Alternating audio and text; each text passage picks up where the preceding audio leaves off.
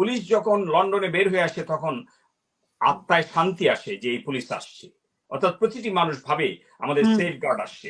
আর বাংলাদেশ পুলিশের যখন এসপি সাহেব, ডিসি সাহেব যেই ল্যান্ড করেন বা ওসি সাহেব, তখন মনে হয় একটা গজব নাজিল হচ্ছে।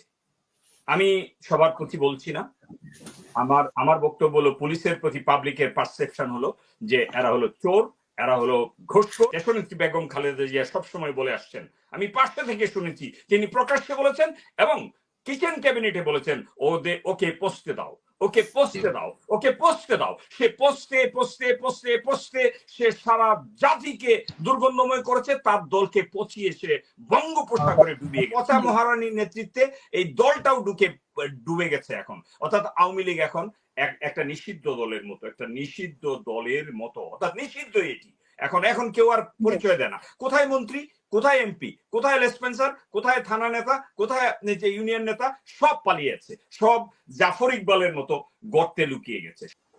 যে বিপ্লবী ছাত্র ছাত্রী যারা প্রাণ দিয়েছে, প্রাণ ঢেলে দিয়েছে, ওরে নবীন, ওরে কাঁচা, আদ মরাদের ঘা দিয়ে তুই বাঁচা, কবিতায় স্পষ্ট বলা হয়েছে যারা এল্ডারলি, যারা প্রবীণ, তারা শুয়ে ঘুমায়, তারা শুধু ভাবে যে কেউ না কেউ উদ্ধার করবে, তাদেরকে উদ্ধার করেছে বাংলাদেশের ছাত্র জনতা। আমি ছাত্র জনতাদেরকে অভিনন্দন জানাচ্ছি, যারা প্রাণ দিয়েছে, যারা তাজা রক্ত ঢেলে দিয়েছে, তাদের প্রতি আমার অন্তরের অন্তঃস্থল থেকে আল্লাহ পাকের কাছে দোয়া এবং আমার বিশ্বাস তারা পৃথিবীর শ্রেষ্ঠ সন্তান হিসেবে, বীর শ্রেষ্ঠ হিসেবে এই জাতির পক্ষ থেকে আল্লাহ পাকের কাছে লক্ষ কোটি মানুষের, এই 18 কোটি মানুষের যে ফরিয়াদ, সেটি আল্লাহ পাক শুনছেন। ফলে একটি জগদ্দল পাথর, হিমালয়ের মতো একটি পাথর তাদেরকে রক্ত দিয়ে ঠেলে দিয়েছেন এবং তারা ধাক্কা দিয়ে ফেলে দিয়েছে। অবিশ্বাস্য হলেও সত্য, 5 তারিখে রক্ত পিপাসিনী এই স্বৈরাচারিণী সে বাধ্য হয়েছে পালিয়ে যেতে। 3 দিন আগেও সে বলেছিল যে কি শেখ হাসিনা পালায় না, কিন্তু সে বাধ্য হয়েছে পালিয়ে যেতে।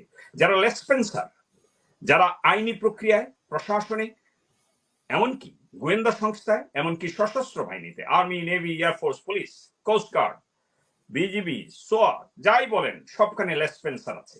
এবং এই লেসপেন্সাররা যারা তার এই 15 বছর তার হাতকে, এই স্বৈর সরকারের হাতকে শক্তিশালী করেছে, অবিশ্বাস্যভাবে 2014, 18 এবং 24 সালে একটি পার্লামেন্টকে বারবার হাইজ্যাক করে যারা ক্ষমতায় বসেছিল, তার জন্য কুশীলবরাই দায়ী। যারা এই পুলিশে ছিল, যারা এই আর্মিতে ছিল, নেভিতে ছিল, এয়ারফোর্সে ছিল, এই সব লোকজনই আসলে দায়ী। সুতরাং এই দায়িত্ব বন্টন না করে আমি যে স্থানে যেতে চাই, আলহামদুলিল্লাহ যে বিপ্লব সংগঠিত হয়েছে, সেই বিপ্লবে ছাত্র জনতা একাকার হয়েছিল, পরিবার সন্তান সবাই বের হয়ে আসছিল, কারণ তাজা রক্ত ঢেলে দিচ্ছিল। একই সাথে প্রবাসী যারা 1.5 কোটি প্রবাসী আমি রেখেছিলাম আপনার মাধ্যমে, এই অনুষ্ঠানের মাধ্যমে তোমরা রেমিটেন্স বন্ধ করে দাও। এবং সাধারণ মানুষ যারা খেটে খেয়ে বড় হচ্ছে, তাদের পরিবার লালন পালন করছে, তাদের রেমিটেন্স বন্ধ হয়ে গেছিল। যেখানে 7 মিলিয়ন যেত একটা নির্দিষ্ট সময়, সেখানে 1 মিলিয়নে নেমে এসেছিল। ইনফ্যাক্ট রেমিটেন্সের ধাক্কা ছিল এই আবাবিল পাখিদের ধাক্কার সাথে একটি শক্তি। ইকোনমিক শক্তিটি যখন ধ্বংসের পথে, তখন রেমিটেন্স যখন বন্ধ হয়ে যায়, তখন এটিও ছিল একটি বিষয়। আজকে আমি আসতে চাচ্ছি যে পুলিশ বাহিনী সারা পৃথিবীতে, পুলিশ যখন লন্ডনে বের হয়ে আসে তখন আত্মায় শান্তি আসে যে এই পুলিশ আসছে, অর্থাৎ প্রতিটি মানুষ ভাবে আমাদের সেফ গার্ড আসছে। আর বাংলাদেশ পুলিশের যখন এসপি সাহেব, ডিসি সাহেব যেই ল্যান্ড করেন বা ওসি সাহেব, তখন মনে হয় একটা গজব নাজিল হচ্ছে। আমি সবার প্রতি বলছি না, আমার বক্তব্য হলো পুলিশের প্রতি পাবলিকের পারসেপশন হলো যে এরা হলো চোর, এরা হলো ঘুষখোর। এই যে ডক্টর নাজমুল করিমদের মতো তো ওনারা তো পুলিশে ছিলেন, ওনাদের তো আমি তো বরং অত্যাচার। আমি তো বলছি, সবাইকে বলছি না, বাট পাবলিক পারসেপশন হলো ম্যাক্সিমাম এরা একটা অবৈধ প্রক্রিয়ায় ঢুকে, অবৈধ প্রক্রিয়ায় চাকরি করে এবং প্রমাণ করেছে ওরা তাদের 200 বছরের ইতিহাসে সেটি নাই। একটা পুলিশ বাহিনী অ্যাবসকন্ডিং এন্টায়ার সব থানা থেকে এবং এমনকি হেডকোয়ার্টার থেকে তাদেরকে, চোরদেরকে হেলি লিফটিং করে এনে ঢাকায় তাদেরকে শেল্টার দিতে হয়েছে। এখন তাদের খবর নাই তারা কোথায় পালিয়ে গেছে। ওয়েক আপ, পালাতে পারবে না, কারণ আবাবিল পাখিরা কিন্তু ডেপ্লয়েড আছে আপনার মাধ্যমে এবং অনেকগুলো ইয়ের মাধ্যমে, এপিসোডের মাধ্যমে। গত 2 সপ্তাহে এই আবাবিল পাখিদের সাথে আমার কথা বলার সুযোগ হয়েছে, তাদের মাধ্যমে আমি এই ছাত্ররা, লক্ষ লক্ষ ছাত্র, মিলিয়ন্স অফ স্টুডেন্টস এভরিহোয়ার, তারা জেগে উঠেছে। তার ব্যাংক ব্যালেন্স নাই, তার চুরির কোনো সম্পদ নাই, তার গাড়ি নাই, বাড়ি নাই, তার একটি প্রাণ আছে, সেই প্রাণটা তারা উৎসর্গ করে দিয়েছে, রক্ত ঢেলে দিয়েছে। সুতরাং আমি আবারও সেই রক্তের প্রতি শ্রদ্ধা জানিয়ে আমি কতগুলো সেক্টর নিয়ে কথা বলবো। পুলিশ ইজ এ শেম, আমি সবার কথা বলছি না, maximum police is a shame, it has been prove. সুতরাং এই শেমদেরকে, এই পচাদেরকে কাকে আপনি দায়ী করবেন? শেখ হাসিনার পচা রাজনীতি। দেশনেত্রী বেগম খালেদা জিয়া সবসময় বলে আসছেন, আমি পাশে থেকে শুনেছি, তিনি প্রকাশ্যে বলেছেন এবং কিচেন ক্যাবিনেটে বলেছেন, ওকে পোস্টে দাও, ওকে পোস্টে দাও, ওকে পোস্টে দাও। সে পোস্টে পোস্টে পোস্টে পোস্টে সে সারা জাতিকে দুর্গন্ধময় করেছে, তার দলকে পচিয়ে সে বঙ্গোপসাগরে ডুবিয়ে গেছে। সুতরাং এখন দূর থেকে টেলিটক করুক আর যাই করুক, বাহানা করুক, এই যে একটু আগে বলা হচ্ছিল যে চিফ জাস্টিস সে কি ডিজিটাল ষড়যন্ত্র বাংলার মাটিতে আর টিকে থাকবে না। আমার বিশ্বাস, আমার কাছে ভালো লাগছে এই পাখিরা, এই যে তরুণ বিপ্লবীরা, এরা এখন ঘরে বাইরে রাজপথে ক্যাবিনেটে সর্বত্র তারা বিচরণ করছে। সুতরাং দৃষ্টি এখন প্রখর। এই নিঃস্বার্থ ব্যক্তিরা, চোর ডাকাত না, নিঃস্বার্থ ব্যক্তিরা, নির্দলীয় ব্যক্তিরা, অরাজনৈতিক প্রাণীগুলো এখন কড়া নজর রাখছে সর্বত্র। সুতরাং আমাকে একটু সময় দিতে হবে। প্রথমত যে এই বিপ্লবটি সারা জাতির জন্য একটি গর্বের, এটি রক্তের একটি বিপ্লব। এখানে আমাদের এই যে নির্দলীয় বা কোনো ধরনের রাজনীতি যারা করে না, এই ছাত্র ছাত্রীদের আন্দোলনটি একটি রক্তাক্ত আন্দোলন। এটি ইতিহাসে বিরল এবং পৃথিবীর ইতিহাসে বিরল। এতগুলো ছাত্রকে হত্যা করার পরে, অর্থাৎ সেটি হাজারো ক্রস করে গেছে, এখনো আমরা তার পরিসংখ্যান জানি না, কেউ বলে 500, কেউ বলে 700, এটি হাজারো ক্রস করে গেছে। আরো হাজারো হাজার ছাত্রছাত্রী অন্ধ হয়ে গেছে, আহত আছে। যে আমাদের হসপিটালে পড়ে আছে, হ্যাঁ, আমাদের doctor Yunus, professor, Nobel laureate, আমাদের শ্রদ্ধেয় চিফ অ্যাডভাইজার, আমাদের মাননীয় chief adviser doctor Yunus already visit করেছেন এবং ইতিমধ্যে তিনি শহীদ আবু সাইদের বাড়িতে তার কবর ভিজিট করেছেন, তার পরিবারের সাথে তিনি সাক্ষাৎ করেছেন। অর্থাৎ সিম্বলিক কাজগুলি তিনিই করতে পারেন যিনি নেতৃত্বের গুণ রাখেন। আর আমাদের রাজনৈতিক নেতৃত্বের যে গুণাবলী থাকার কথা, যে অসাধারণ গুণগুলো, প্যাট্রিয়টিজম বা ফেলো ফিলিংস বা মানুষের বিপদে পাশে দাঁড়ানো, সেগুলো তার আছে এবং ফলে উনি সারা বিশ্বে এমন একটি ব্যক্তিত্ব যে সারা বিশ্বে আইকনিক পার্সন এবং আমাদের বাংলাদেশের গর্ব।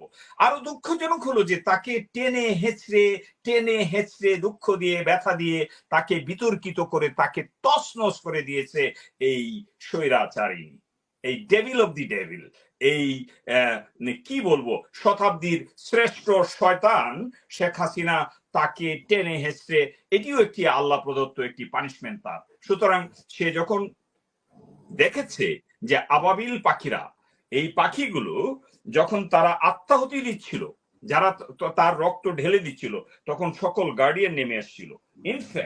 ইনফ্যাক্ট আমি আমাকে দেখা যায়, আমার লাইটে ডিস্টার্ব করছে, আমাকে দেখতে পাচ্ছেন? দেখা যাচ্ছে।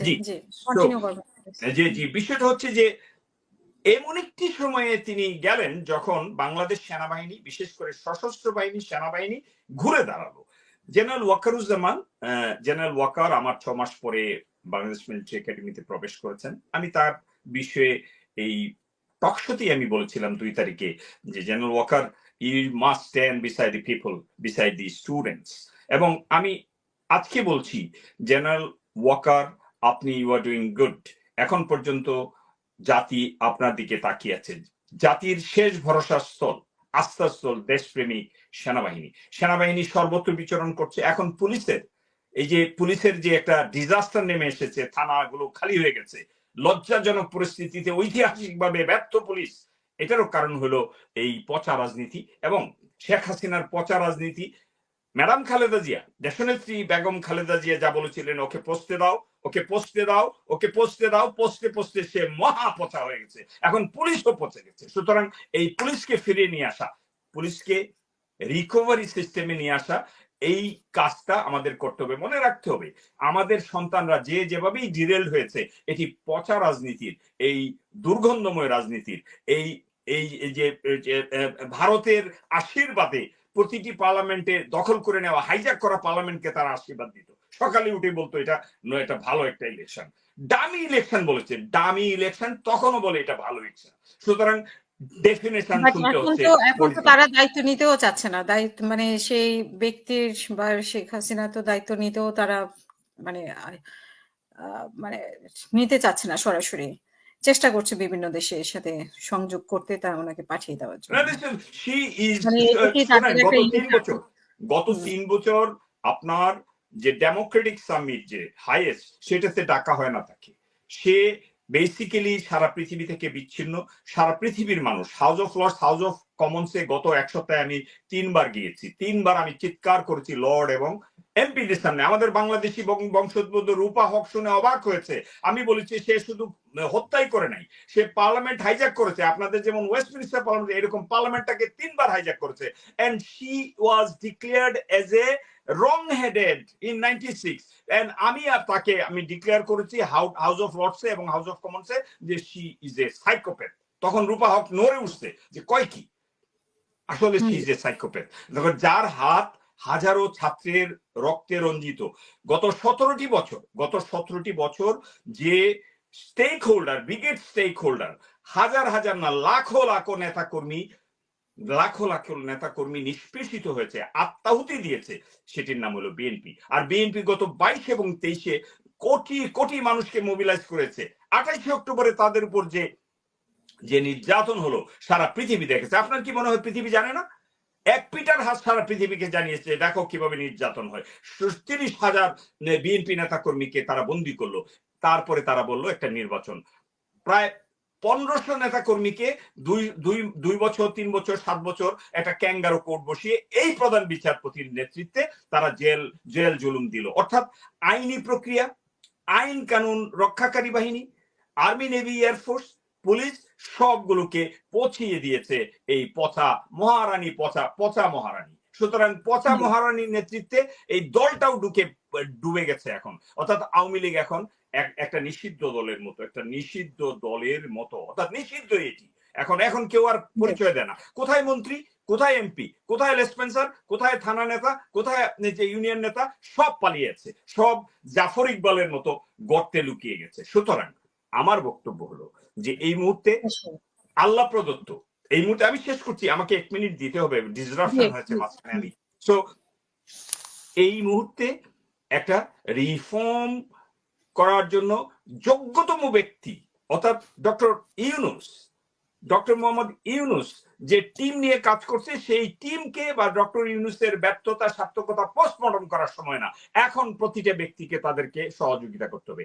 একটা বিষয় এখানে স্পষ্ট আমার ভালো লেগেছে, ডক্টর ইউনূসকে ফ্রন্ট লাইনে নিয়ে আসার জন্য, চিফ অ্যাডভাইজার করার জন্য এই যে বিপ্লবী ছাত্ররা 6 ঘন্টা ফাইট করেছে আর্মি, নেভি, এয়ারফোর্সের যে চিফের সামনে, তারা ফাইট করে নিয়েছে। That was the first success.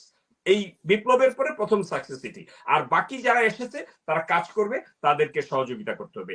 একটা বিষয় এখনো স্পষ্ট, সবাই জানে, এখানে বিজ্ঞ যে আলোচক আছেন সোলামান সাহেব এবং করিম সাহেব, ওনারা জানেন যে ফুল সেটআপ, 100% সেটআপ, এটি আর্মির হোক, নেভির হোক, পুলিশের হোক, কিংবা গোয়েন্দা সংস্থার হোক বা এসবির হোক, এমনকি ইমিগ্রেশনের সেটআপ, সব কিন্তু শেখ হাসিনার সেটআপ। সুতরাং এইখানে আমি একটি মেসেজ দিতে চাচ্ছি আমাদের যে বিজ্ঞ এখন বডি আছে, এই যে অন্তর্বর্তীকালীন সরকারকে আমি বলতেছি, এদের কিন্তু সবার পাতলা পায়খানা, বিশেষ করে টপ 1, 2, 3 লেয়ার সবাই কমোটে বসে শুধু পাতলা পায়খানা করছে। সুতরাং এখনই সময় তাকে একটি জায়গায় বাদ দিন, কাউকে বরখাস্ত করুন, কাউকে বদলি করুন, কাউকে ছড়িয়ে দিন। এরা পাতলা পায়খানাটা বন্ধ হবে যে অ্যাটলিস্ট আমি তো বেঁচে আছি। জঙ্গলে পাঠাইলেও সে বলবে আমাকে তো বাঁচিয়ে রাখছে, কারণ সে ছিল লেসপেন্সার, সে ছিল এই 15 বছর হাজার কোটি টাকার মালিক হয়েছে। একজন সচিব বলেন, একজন এসপি বলেন, একজন ডিসি বলেন, এদের কাজেই ছিল এই জনগণের কে মেরে কেটে খাওয়া। সুতরাং এই প্রত্যেকটা লেভেলের যে টপ আছে, এদেরকে আপনারা এখন প্রতি সপ্তাহে একটা পোর্টলা নিয়ে দৌড়াবে, হয়তো পোস্টিং করবেন, নাহলে কিছু স্যাক করেন। যেগুলা বেশি এক্সপোজ লেসপেন্সার, তাদেরকে স্যাক করেন। এদের কোনো শক্তি নাই। আমাদের সবচেয়ে বড় শক্তিশালী যে আবাবিল পাখি, তারা কিন্তু গ্রাউন্ডে আছে, ক্যাবিনেটেও আছে। আর আরেকটা বিষয় হলো জনগণ এখন 100% সাপোর্ট দিচ্ছে ডক্টর ইউনূসের এই বডিকে। সুতরাং আমি মনে করি এখন আমাদের শুধু পরিশুদ্ধ অভিযান, এই পচা গলা ধুয়ে মুছে যেমন